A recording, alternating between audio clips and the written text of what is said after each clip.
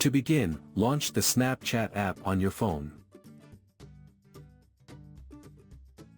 Now, go to the Chats tab located in the bottom menu.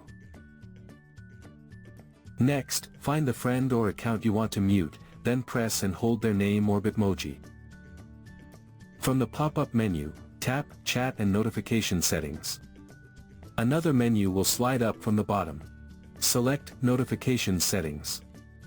Now, if you want to mute only chats, turn on the slider next to Mute Chats. Then, select the duration for which you want to mute the chats. If you also want to mute calls, turn on the slider next to Mute Calls. Next, select the duration for which you want to mute the calls. Finally, tap Done when you are finished. You will then see the mute icon appear next to the person's name. If you want to mute this person's story as well, press and hold their name or Bitmoji again.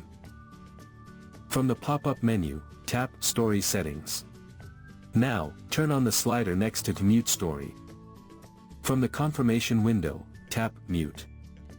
The person's story will no longer appear in your story feed.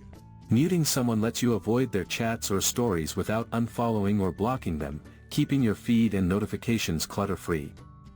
So that's how you can completely mute someone on Snapchat.